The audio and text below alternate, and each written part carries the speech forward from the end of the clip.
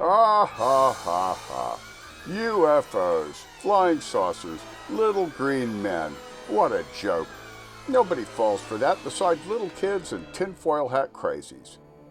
Ever since the 1940s, UFOs have been the subject of ridiculous Hollywood movies and money-grubbing jokers trivializing the phenomena and mocking the believers. But they are real. Real enough that the ridicule of them is part of a vast and very deliberate cover-up. Many people claim not only to have seen them, but to have been abducted. Yet others claim they took a ride in the UFO and were taught the secrets of the Space Brothers. So much was kept hidden, suppressed.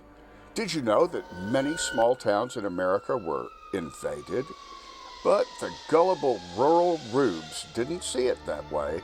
They thought the supposedly crashed aliens were harmless, even playful, even funny. It was just another post-war novelty. But entire towns were taken over, the people rendered grinning, idiotic puppets who would vote for anything.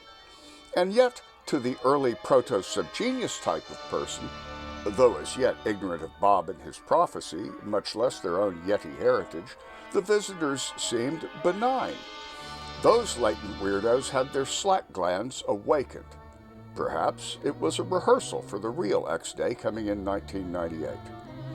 But soon enough, of course, the military stepped in and tried to take control, hiding the truth from the rest of the nation. We cannot reveal how we obtained this top-secret military footage, but it speaks for itself.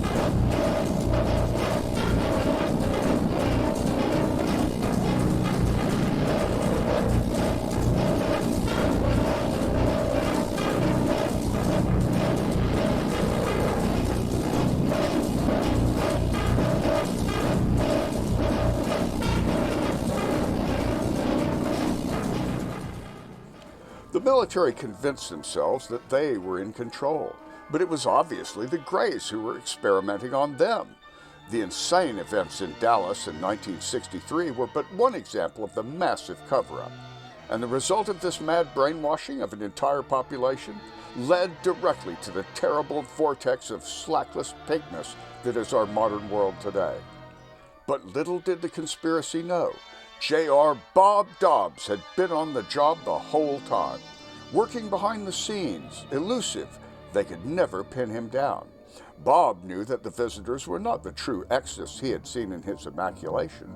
Naive pilots of saucers that could crash, they could easily be swindled by a master such as Bob. They fell for his schemes and made a deal, and thus began his outreach crusade of slack. I don't practice what I preach, because I'm not the kind of man I'm preaching to. Pull the wool over your own eyes and relax in the safety of your own delusions. The world ends tomorrow, and you may die. Send $1 to me, J.R. Bob Dobbs, and join the Church of the Subgenius. What I saw that day changed my life forever. I am now firmly convinced that only one man, J.R. Bob Dobbs, can sell this planet to the Exists and get a good deal. No other salesman has the negotiating power to get the job done. Not one. Your only hope is to join the Church of the Subgenius. The Church of the Subgenius was born. It instantly became a global youth movement. The party of Bob is ready for you to send $1. Soon it will be a same. It's time to say But too many Bobbies simply imitated Bob, never recognizing their own personal original slack. Many other joyous true subgeniuses did indeed find slack in many strange forms indeed, but some lost their minds. Perhaps there is such a thing as too much slack, or maybe they're happier this way. So some subgenius scholars tried a new approach, the forbidden sciences. Scribes and seekers of many nations researched the truth behind the UFOs, as well as the secret teaching of all ages, especially those of Bob. They pored over decades of bar napkins on which Dobbs had scribbled his visions. Parents trained their children to search for clues from birth and to death and beyond. Eventually, even other species were recruited. Finally, a breakthrough was made. The answer lay not in human history, but with the mighty Yeti, or Bigfoot. The great lab chimp, Professor Yeti, who shared Yeti ancestry with we subgenii, first bridged the communication barrier. The Exus, the beings from Planet X, had brought the Yeti to Earth and still met with them far from human pinks. They had taught slack to the Yetis and other supernatural beings. The Yetis agreed to pass on this slack awareness to the people of Bob, to aid in the great nameless mission, indeed, to teach the human-tainted subgeniuses to release their inner Yeti. And so now the promise of X-Day is nigh. Bob's promise will ring true. The Exodus will come, and money will rain down upon the faithful. The saved will dance in the streets and be ruptured up on X-Day to the pleasure saucers of the sex goddesses from Planet X. Then, saucers piloted by subgenii will swarm the cities, spreading terror among the pink humans. Cities will burn, pinks will be killed or caged, and dogs will feast while pinks starve. Finally, the stark fist of removal will hover in judgment over the planet. Even a glancing blow from this fist of the space god Jehovah-1 will initiate an unimaginable event, changing everything. Out of the planetary destruction, the escape vessels will emerge. Each subgenius will get its own planet-sized saucer to customize as they will.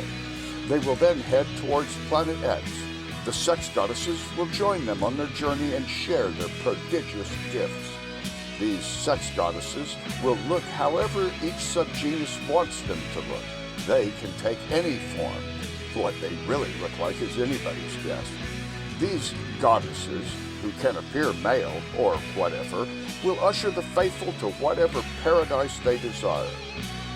Their shapes may be ever-changing, and you yourself may take any bodily form you wish. You could become your true Yeti self, or you could merge with your beloved pet and live like a king. Anything is possible on your pleasure saucer escape vessel. You can be what you want. Every dream can come true.